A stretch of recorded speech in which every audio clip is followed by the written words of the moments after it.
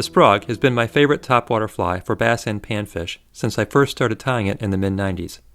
It is quick to tie, durable, easy to cast, and fish like it. The name is a combination of spider and frog, both of which it resembles.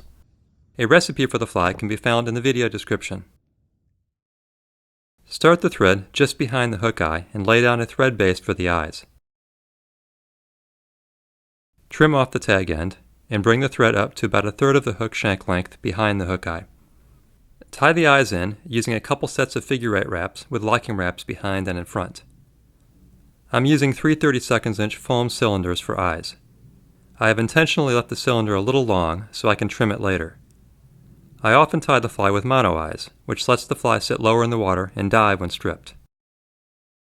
Once the eyes are tied in, bring the thread back to the bend of the hook, or a little beyond, and tie a half hitch to secure your progress. Tie in a Grizzly Marabou feather for the tail directly on top of the hook shank. It should extend about 1 1/4 times the length of the hook beyond the tie-in point. Pull the butt end of the Marabou feather up at a 45-degree angle and trim with the scissors parallel to the hook shank to form a taper. Wrap the thread forward to just behind the eyes, binding down the loose marabou fibers as you go. You don't need to be too precise. A few stray pieces just add to the buggy look. Finish with the thread behind the eyes. The space between the thread and the eyes should be about the same as the space from the eyes to the eye of the hook. The body of the fly is 1/8 inch or 3 mm sheet foam cut into strips a little over 1/4 of an inch wide. I use a straight edge and a sharp knife. Cut a strip and trim one end to a point. The point is at the end that will be tied in and will give the body a more natural taper. Turn the fly upside down with the hook point up. Tie the foam strip in on the point side of the hook, which will now be on top since the fly is upside down. The long end of the foam strip should extend past the hook eye. The initial thread wraps around the foam strip should be placed just in front of the point you cut, with additional wraps binding the tapered end down to the hook shank. Now turn the fly back over. The foam strip should extend out right under the hook eye. If your bodkin is small enough, put it through the eye of the hook and poke a hole through the center of the foam. If not, just use the eye of the hook to gauge where the hole should go, pull the foam aside, and punch a hole through the center. Stretch the foam up over the eye and push the eye through the hole you just created. Pull the foam back towards the bend, creating a round head. Once you get the shape right, lock the foam in place with a few thread wraps. Then do a half hitch.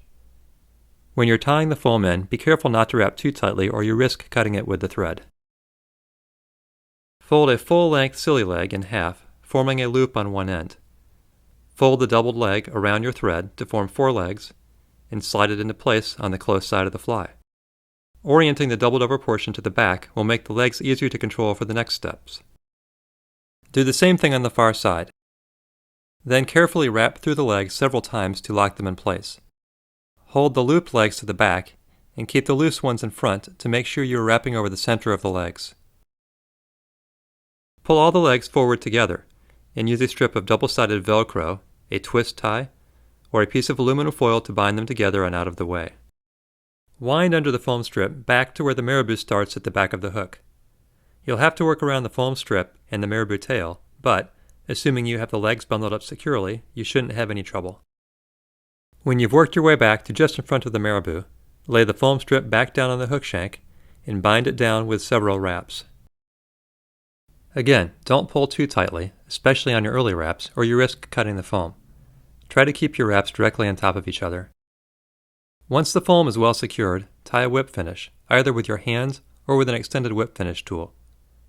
Whip finishing this far back may feel a bit odd, but it's pretty easy once you get used to it.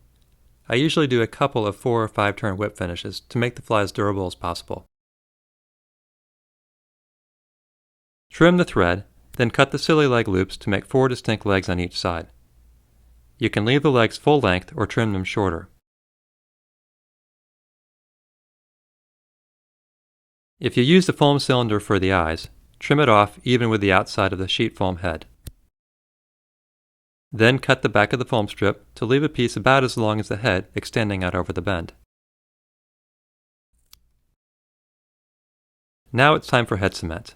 Because the thread wraps are exposed, I like to apply head cement to the entire underside of the fly. I also use my bodkin to put a drop on top of the fly in both of the foam folds.